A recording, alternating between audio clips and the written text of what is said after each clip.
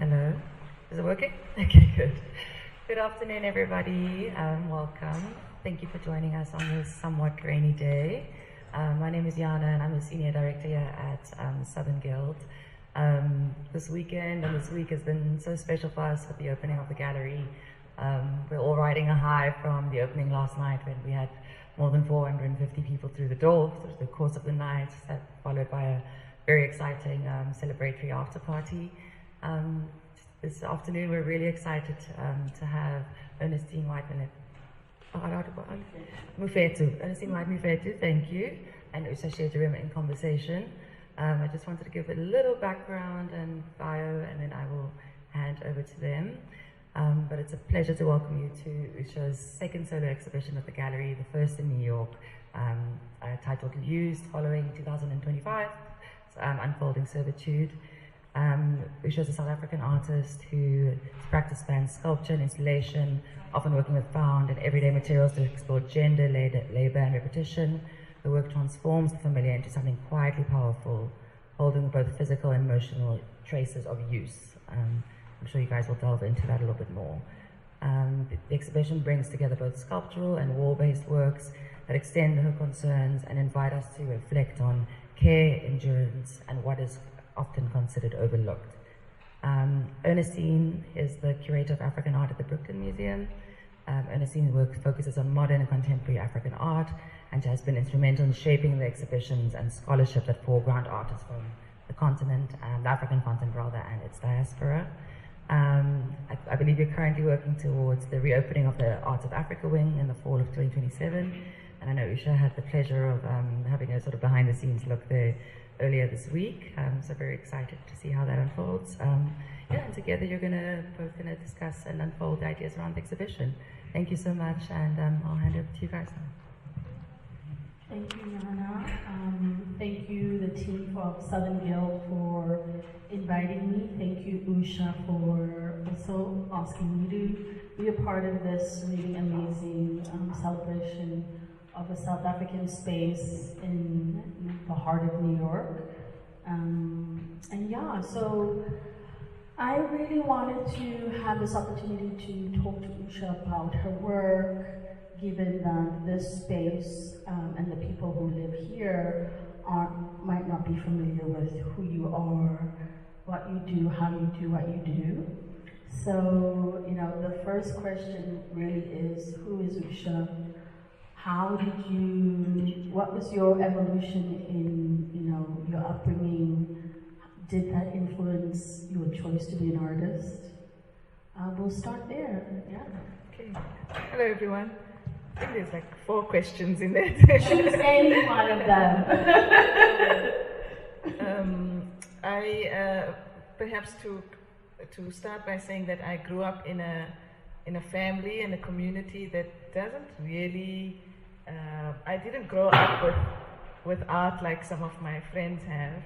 I mean, I have later, when I went to university, discovered that people have collections in their homes, or some of my friends have grown up going to museums and galleries. I only went to a museum when I was at university.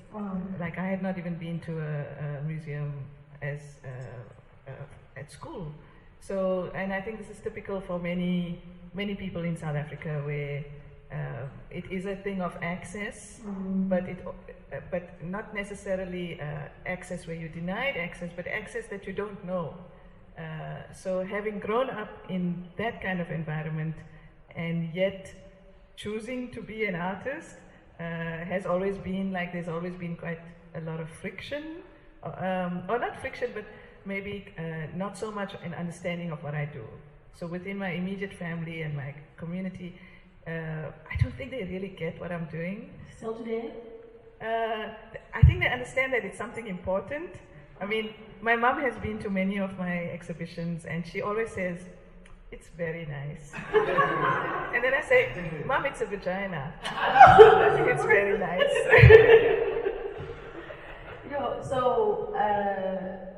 Okay, what decade are we talking about, your upbringing? The 80s? Okay, I'm born in 74, so you can work out how old I am. Okay. And it is apparently the year in South Africa that television came to South Africa. Really? Okay, so You're 2 years older than me, so I was born in 76. Okay. Just a month after the uprisings, yeah. And when I think about, I'm also South African. When I think about art and the connection that I had with art, because I started off, I remember when I was like 6 years old, my mom was a domestic worker. So there was only maybe once a month where I really had time with her because she was always working. And so she made an intentional effort for us to go to the company gardens. This is like 80s. Company gardens in Cape Town, where we would have tea, coffee, something, and something like a muffin. And I have a photograph of like one of those moments. And then afterwards, we would go to Iziko.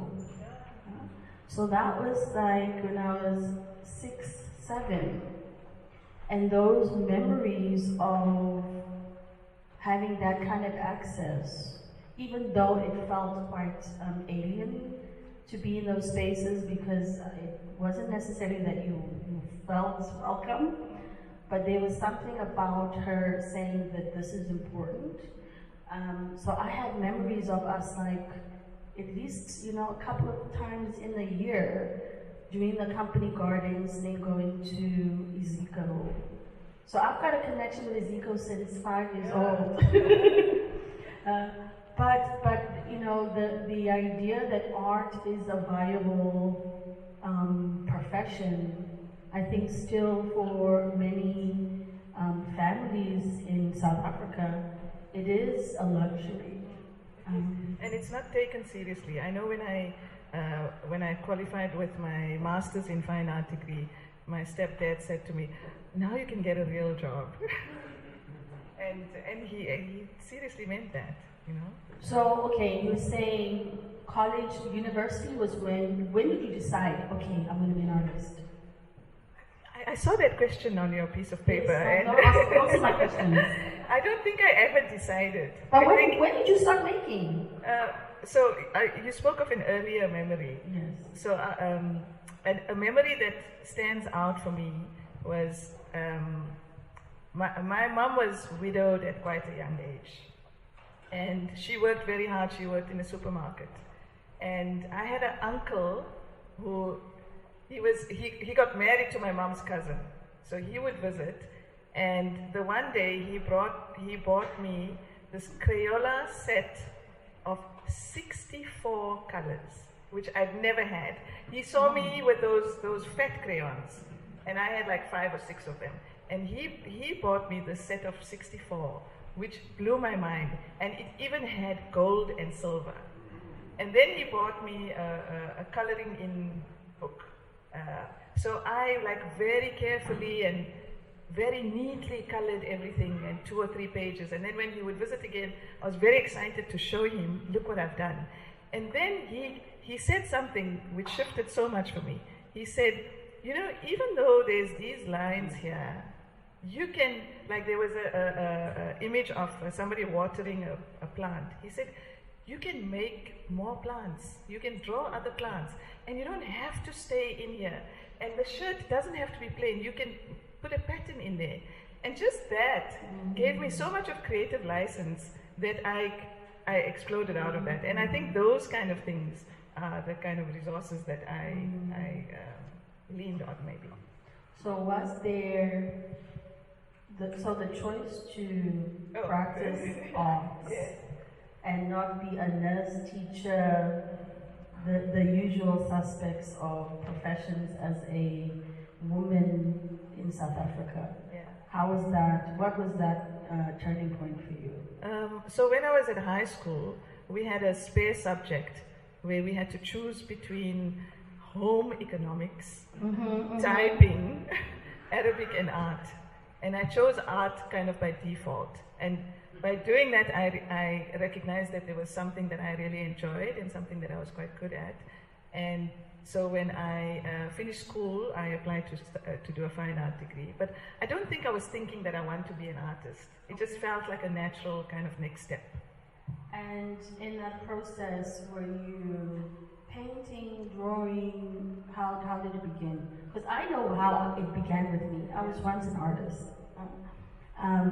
I remember when it began with me.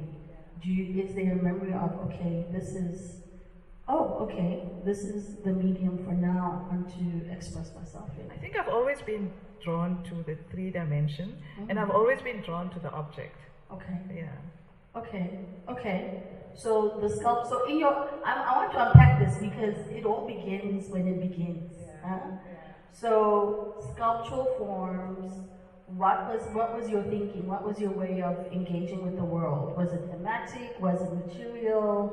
How did you use your ideas? How did you unpack your ideas? In what form? As a student? I mean, I was quite lucky to have like someone like Willem Boshoff, who's a highly conceptual South African artist. I remember like somebody like him was quite influential for me in like my formative years. So I was very much drawn to conceptual art and the concept behind the work. And then that, I suppose, took on different forms. And within that, I think my leaning towards materiality started coming through. I can't think of a defining moment. That's okay. For many, it's not. But then the choice to use found objects, because there's sculpture in the traditional sense, but then there's sculptural in the sense where the object has already been created for a use. And for many, the ready-made Marcel Duchamp and the way in which an object changes its meaning given its new context. So talk to us about the choice for the ready-made instead of the choice of making. I'm attracted to the ready-made because it already has a layer of meaning. So by using a clothespin, it already says something. So in a way, I'm cheating, I think. How so? Because half the message is there already. And then whatever I do to it adds another layer. When I was a student, I was attracted to different objects. And I was interested in a journey that I did between Lenasia, where I lived, which is an apartheid constructed area during the Group Areas Act, where people of Indian heritage were placed in an area called Lenasia. So I traveled between Lenasia and Johannesburg every day as a student. And for years, I collected the bus tickets from my journey. And I made a lot of work about that journey through objects like bus tickets. I used to walk in the city of Joburg and I would pick up objects along the way. So there was always this objectness. And only in retrospect, so I was making a lot of work with a lot of different objects. There was a shift in the nature of objects that I was working with, and it's become very domestic. But it was never a conscious thing for me to choose these objects. And in retrospect, it's after I became a mother that the objects themselves started becoming more and more domestic, because I suppose my life was a lot more domestic. I think when I'm thinking about the objects in the singular use, my connection to them, and I mentioned this to you, coming from a family, generations of Black women in South Africa being domestic workers, or firstly working, cleaning, cooking in your own home, and then traveling far to go clean and cook for somebody else. And the connection I have to that clothes peg is when I have memories of my mom, hanging up the clothes in our own kind of washing line outside, but I also had memories of her going to other people's homes. I would travel from school, go to wherever she was working, and wait for her to finish. So I would watch her clean. I would watch her use these items, the iron, the peg. And there's something in my way of observing her really was like, wow, you know, this is a lived reality for many, even today. You know? And how can I, as the daughter of this woman who is really working hard, how can I repay her? So for me, these objects have a personal relationship of labor, of care for her family, but then the labor of others. And so I think for me and for many that maybe encounter these objects, there's the kind of general connection to labor and female activity, but then in that, given your own personal lived reality, those connections unfold in very different ways. And as a mother as well of 3, I no longer do pegs because I've got washing machine and dryer. I don't have that time. Or someone else irons. But that's a reality for still many, you know. Yeah, the labor is a huge theme that comes through my work. For me, it's not like somebody once asked me, so do you hate ironing? And it's not really the point for me. It's about what it represents, and that these objects are they're metaphors, and the what is it a symbol for? And even in the, I mean, we're talking about used in terms of its functionality. Like, what is the function of a clothespin or a clothes peg, as we call it? That it is to hold, it is to grasp. And if we look at that metaphorically around what women do, holding things together.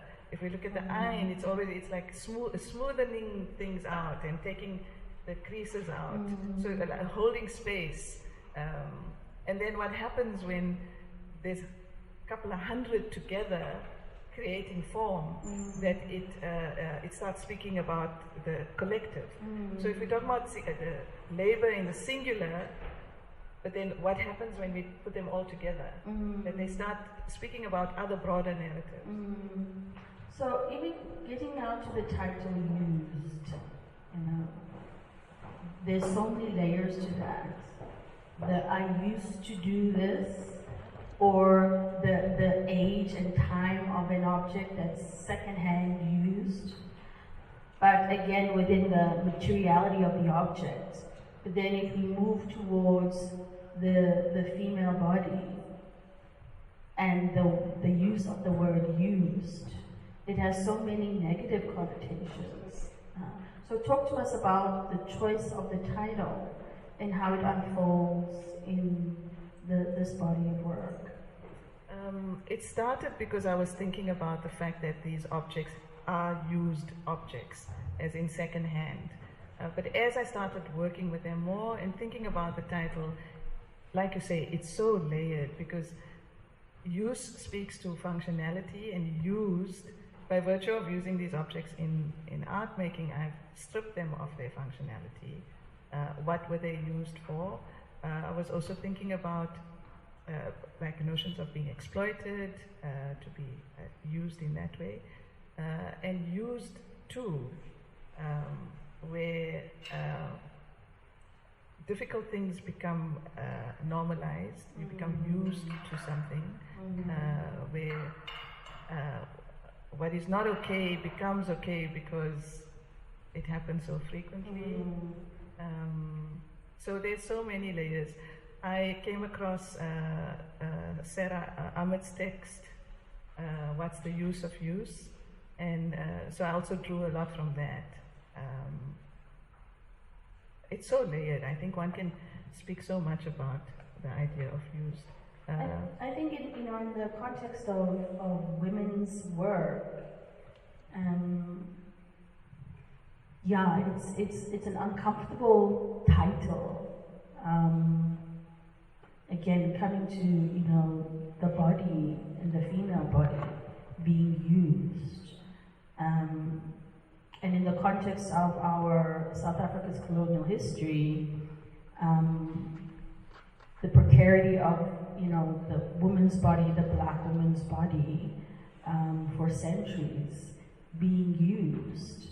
And so there's that past history that also comes with that title, but also is intrinsic, particularly, for example, this series here, where it is, you know, physically you can see female genitalia, and how does that feed into that word used?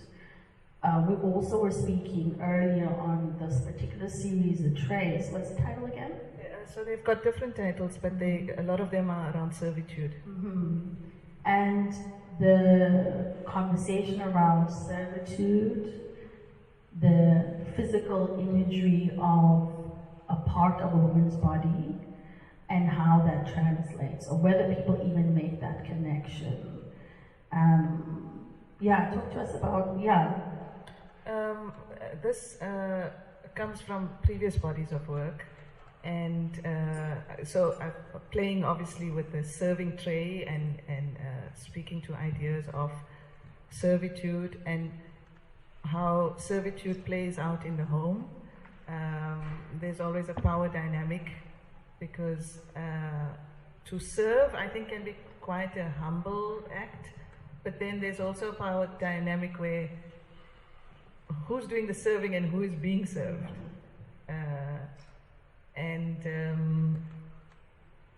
Yeah, I think to serve also sexually, and to be used. So when we bring labor and we bring serving and we bring the body together, they start saying a lot, and I think one can start reading a lot of layers into it. Talk to us about, you know, the absence and presence of the body in the work, because there's 1, 2, 3, 4, around 4 or 5 works where you can physically see the presence of the body. Yeah. But then there are moments where the body is not there. And how does that translate in your desire for meaning? Yeah. I don't want it to be overt, but I also do. So it's interesting for me to see also how people respond to the work. Because sometimes they look, and then they're like, oh, is it? And I like that it's abstracted in a way. It's not literal, and it's not representative, but it's so present. And I think for me as an artist, I'm trying to reach that level of balance between subtlety and abstraction and figuration, even without being representative. But also coming back to labor, women's labor, that go unnoticed, that is invisible. And, you know, within a patriarchal society, women in some instances are truly invisible, and only there when they bring value to a space. And yeah, so again, coming back to this notion of value, even in the word used, where things that are not used have more value in some instances. But then in some other spaces, for example, a second-hand 17th century something is highly valued. That's used. So how are we speaking about the value of things, the value of objects, but the value of people and women in particular also? I think through elevating the object, I mean, by virtue of putting them together in such vast multiple, you can't ignore it.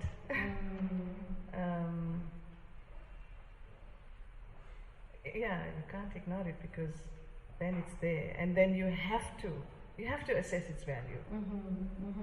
I think within the contemporary space, we were talking earlier about, you know, being mothers, and my current role as a curator, but I'm also a mom, and when I get home, nobody cares that I'm a curator.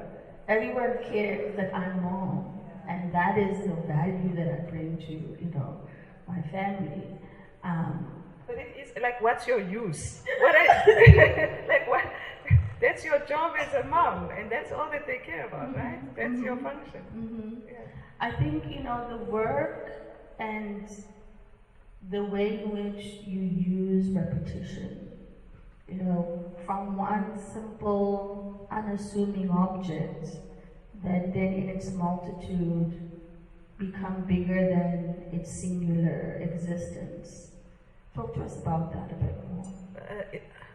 It's the process of making and the labor that's involved in the making of the work as well, as speaking about notions of labor. And the labor is mundane. It's repetitive. It's the same thing every single day. But once there's an awareness of that repetition, there's an interesting thing that happens, because in that kind of meditative repetition, there is a sense of consciousness and a sense of presence. And then what's mundane becomes quite special. In the making of these also, it's like we join and join and join hundreds of pegs all the time. And then something happens. I think it's something that happens when we do repetitive things, that you zone in or you zone out. And is this collective effort? How are these works made? I have a team of people, because the production process is so labor intensive. There's a lot that happens. There's a lot of preparation of materials that happens before the work is actually formed. So I do have a team of people. The team gets bigger if there's more demand. I have a core team of 2 people that I work with all the time. But we spend together like weeks just joining pegs, gluing them together, and then we work together to create them. Can you talk about the process from idea to execution? Like, what is that process like? You wake up, you've got an idea, you look at an object, it's telling you what it needs to be. How does that work? It's becoming more and more intuitive. When I was younger, I would have a fixed idea of what I want, I would draw it out, and I would insist on wanting to do that. And now, the work doesn't want to do what I imagine it to be. And so I am learning, I don't think I've learned it fully, but I'm learning more and more to listen to the materials, to play with it, and like I'll play and do this, put it like this, put it like that, and then there's like something just like, aha, there's something happening here, let me expand that. And even throughout the making of the work, often we get like 90% done, and I'd say it's not working. We have to start again. And that's okay. Yeah, I do that a lot actually.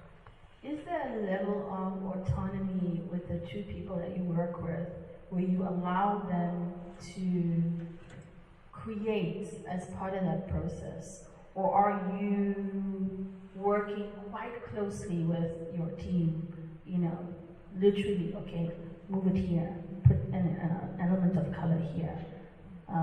There's autonomy in only technical, like finding technical solutions. But in terms of how it looks and what it says, no, that's, and I think I'm quite protective of that. Okay. Yeah, conversations of authorship, even in your choice of using objects that have already been made by somebody else, and then you are working with a group of people that are also part of the making process. And so there's so many layers to, like, who owns the work? No, those are difficult questions. And for, the traditionalists, they want a painting that was made from start to finish by Usha. That's how it's an original. But in these instances, that really, the way in which you work shifts your, your need for the original.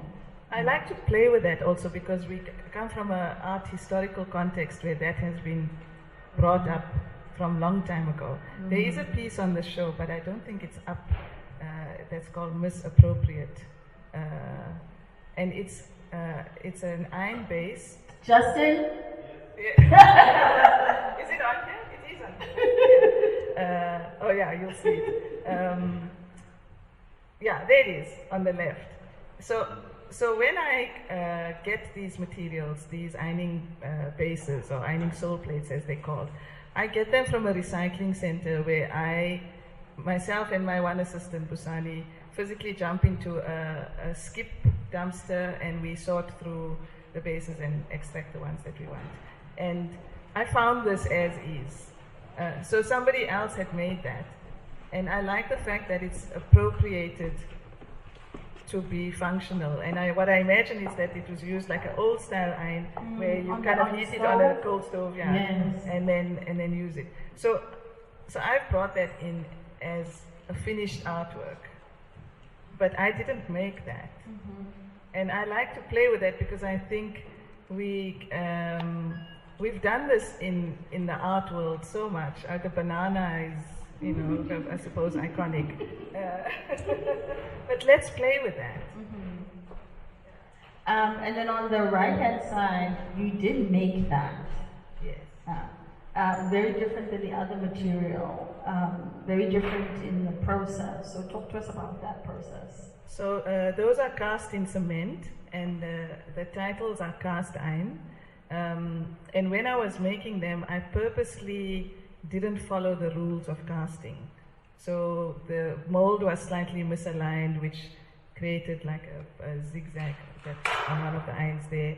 Or I didn't mix the sand to cement ratio like you're supposed to when you're building. So that one is a bit drier than it's supposed to be. Or I didn't shake out the bubbles because I wanted the bubbles. And what I was aiming to do was to have something unexpected happen, so to allow whatever it wants to do, but also to embrace a sense of imperfection. So I'm stripping away this functionality more and more and more.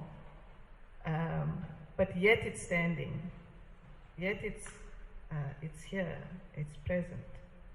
It looks like, and I think for a lot of women, from the outside, everything looks perfect and looks stable and grounded, but I think there's a lot more happening on the inside. Right, always. Yeah. This idea of the unexpected, the disrupted, because you are disrupting, firstly, our understanding of what an object that we know, because we're familiar with these objects, are meant to be used for and seen in the world for. And then the transformation or the erasure of its original meaning, then changing into something else, so transformation. So is there a way in which these words, disruption, transformation, is part of your thinking, or is it just an intrinsic way that you work? I think both. Your first point about using these objects that we know is important to me. The familiarity of it is an access point. That people recognize the object and it's like, okay, I understand this. I think I liked, or in some works there is a conscious, I don't know if disruption is the right word, but maybe a criticality or a conscious shifting of expected narratives. In the work right at the end there, as you enter, it's called Blood Yoni. Justin? That work comes from my own upbringing, where ideas around menstruation, for example, are so tabooed, so tabooed. And so let's talk about it, right? So if I make a work about this, then it can't be taboo anymore. Even if you don't want to talk about it, you're going to look at it. You're going to think about it. We were all created through that process. Exactly. Okay, I think I'm going to open it up for some Q&A, unless you want something else that you want to say. No, let's hear. Good. Are we going to give a mic?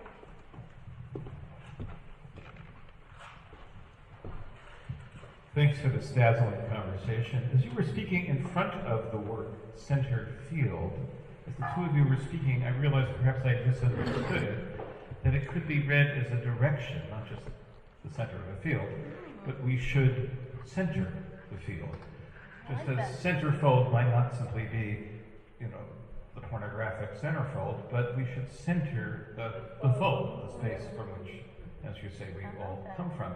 And that center, by this wonderful fortuitous nature, the juxtaposition with, with the other wonderful artist who celebrated here, Evangelista Mzuza's marvelous and enigmatic painting of what looks like a woman yoked to a cow, which we would not expect to see in, say, English-speaking societies, except in as much as classically under patriarchy in so many Southern African societies, a woman's value is defined in terms of the fact that she will be exchanged from a family dominated by her father and father's brothers to another family, and that forcible transition that defines women's value is indexed or marked by the commensurate exchange of cattle. So that's how patriarchy works. But now we're being asked to center the field, a field of Mother Earth, a field from which life-giving blood flows, and we're being asked to center something in and of itself that is defined perhaps not in terms of the exchange, the way that women are used, going back to the title, to create links between male-dominated groups, but to create value in and of themselves. And the fact that there's so many wonderful pegs here, as you say, that are collectively holding something that is perhaps not defined in terms of a male gaze. I don't know if that's suggestive. I love that. Yeah. He's a social anthropologist, so that's why. Can I just respond to some of that? For those, thank you. For those who, just context to some of what he has mentioned. Within South Africa,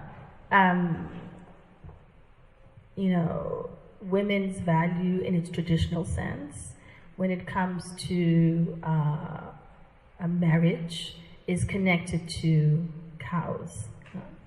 And in its traditional sense, it was a way in which a family that is asking for your hand in marriage would exchange these living beings that were highly of value to this, family that raised you. So the word is lobola. And within the traditional cultural practice, that still exists, but it's transformed in so many ways. But in the rural areas, the exchanging of cows for marriage is part of the process and part of a wonderful series of celebration. And so I didn't even think about that, but it's, the connection of value in its relation to cows, but also the way in which, the centerfold, center field, I really thank you for that. I want to just add to that as a South African of Indian descent, I'm aware of how Lobola values women in a very different way to the dowry system. So in Indian or Hindu culture, the bride, when the bride goes to her in-laws' family, firstly the bride's family pays for the wedding, and the bride's family gives money. to the in-laws, because she's seen as the burden that needs to be taken care of, which is a very different kind of value system on how women are seen. Wow. Yeah. I didn't know that. Yeah. Okay. Any other? Thank you for that. Any other questions?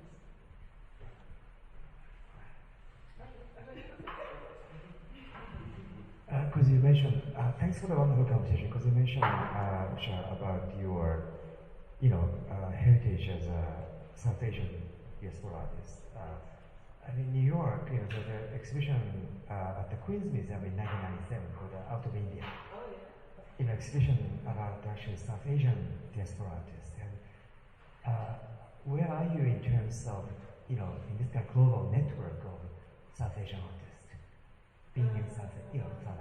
I think quite isolated, actually. Yeah. And it's something that I've not struggled with, but I don't fit in a box anywhere, because I have a strong sense of national identity as a South African, and then I have a strong cultural identity as South Asian. And I think it also comes from that in South Africa, certainly in my generation, there's very, very few, especially female artists of South Asian descent. And so I've felt quite alone, and I'm not really connected to any network as such.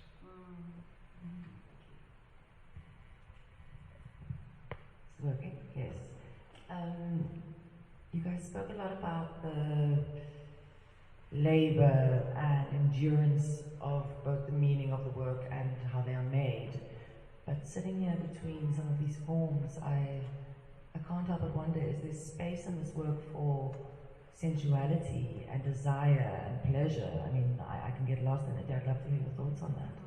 Absolutely, and that's, I don't know if it's conscious or that the material just kind of lends itself to it, but what I enjoy, an outcome of something that I've noticed is that both the iron and the peg are very rigid, solid objects.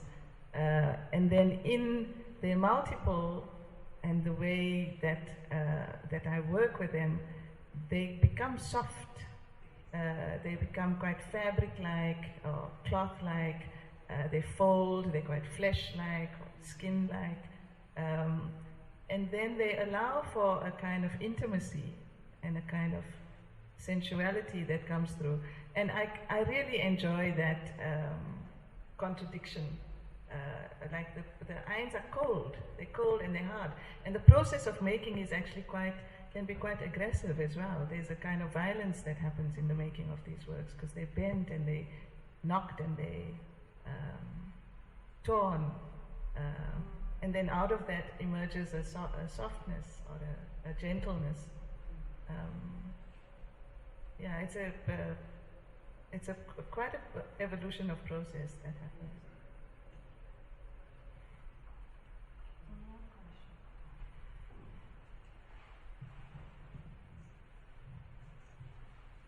Thanks so much for sharing that.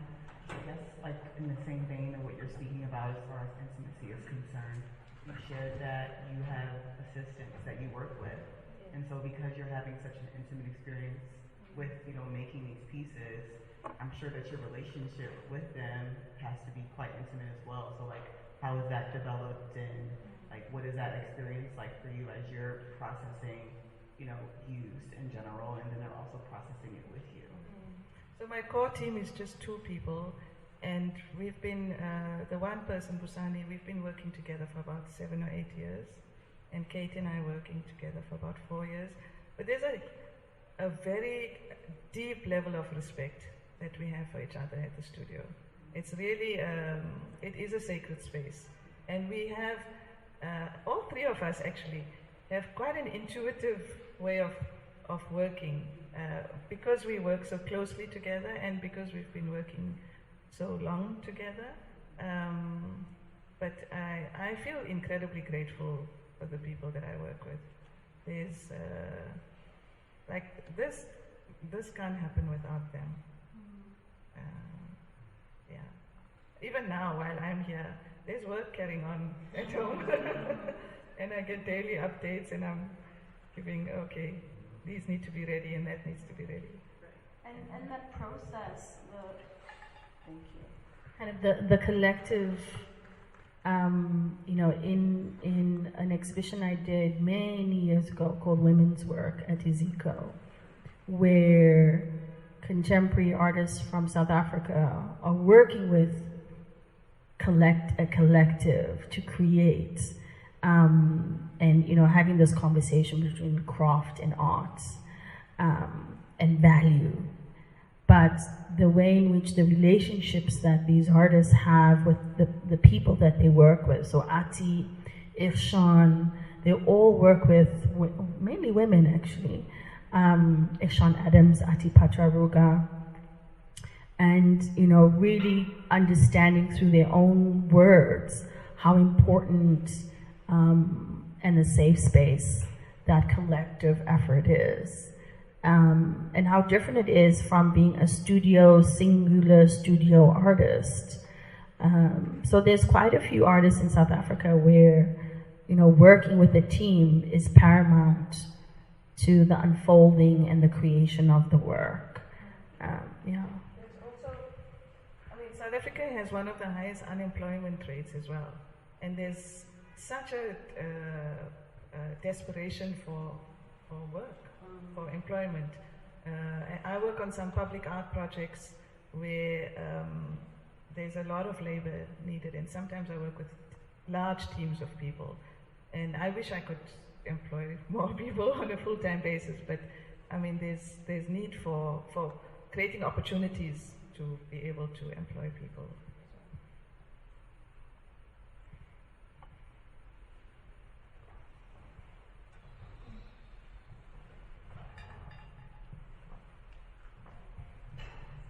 Thank you for sharing today. It was fascinating. My question is, in relation to your work, it seems that as though it's a subtle, abstract representation of what you described. I'm curious whether or not you also just do abstract work that may not have a basis. You're not representing. You're putting things together in form or design or otherwise, and if your work spans, you know, both of those areas. They do. I mean, the work to your right there just started off as I just wanted to make some stripes. And then the one end curled, and then I said, okay, it looks a bit like a dog ear. And then I don't know why, I counted the number of pegs in a row, and there was 108. And 108 is a sacred number in Hindu scripture. It, like the rosary, the mala has 108 beads. It's cyclic, so it's a closed loop. And so we counted 108, and then I said, well, how many, so we've got 108 pegs in a row, or pins in a row, and then I said, how many rows do we have? Just out of curiosity, and there were 108 rows. I thought, wow, that's amazing. There's something divine happening here. And so that work is titled A Sacred Dog Ear. But it didn't start off as wanting to be a sacred dog ear. It started off as being quite a simple, abstract image or form of stripes in a field. And the piece behind you, is that representative, or is that also more of a form, a design? Both.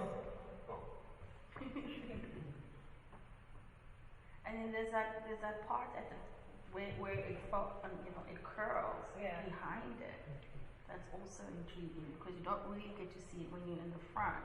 Yes. You don't get to see what's happening at the back. At the back, yeah. We had a lot of discussion around that. I quite like the fact that you can see a hint of the back, because that back is telling you how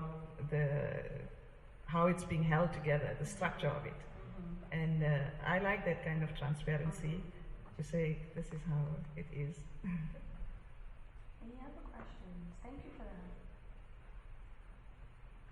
If not, I think we'll just really, I'd like to say thank you for this opportunity to I think this is like the first time proper, because I've been following Usha. I've been following Usha for like at least a decade, if not longer. And we've encountered each other, many projects. But this is, I think, the first time I get to talk to you, like in front of people. And for me, as I said to her a few days ago, whenever there's an opportunity to get to know an artist's work that is living, I prefer to speak to the artist first. There are many people who write about the artist's work and without even that courtesy of first asking the artist. And so it's so interesting when I'm able to hear that vision, the ideas, the process from the person who's made it. And for me, my former life was a printmaker. So the process is really important and interesting. The final product is the final product, but there's a journey, whether it's the emotional, mental, physical journey, which is kind of the residue of that process for me. So I'm really appreciative of the opportunity to get to know you through you. And then whatever else is written about you, I will take as kind of a grain of salt. Thank you so much, everyone else, for taking the time. Usha, is there anything you want to say? Yeah, I just want to acknowledge this moment. Thank you, Ernestine, for this conversation and also for the relationship that we've had getting to this point. Thank you to the audience.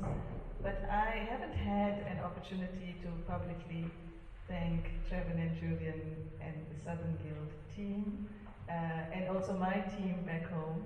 And so I just want to really acknowledge this moment and how special it is and how momentous it is. Earlier I spoke about growing up in a community where what I do is not always valued. And I've felt often that I have to justify my value or prove my worth. And I've had many milestones in my career, and I've had many wonderful moments, but it's been quite rare for me to have this level of trust before having to prove myself. And so this is huge, and I just want to say thank you.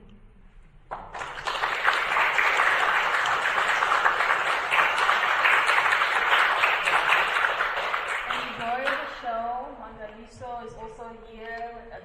There's the other artist is, and then hopefully soon, we'll also see Manyaku's work in the near future. But yeah, I'm really excited for New York audiences to really finally get to see the talent that's on the African continent. This is a small window into what we already know, but the space here doesn't know that. So please help me, help you, help them. Thank you guys. Thank you, Usha. I just want to let everyone know we've got some refreshments, we've got some wine. Please join us. Mangaliso is around, and we're going to be having just be in community with each other.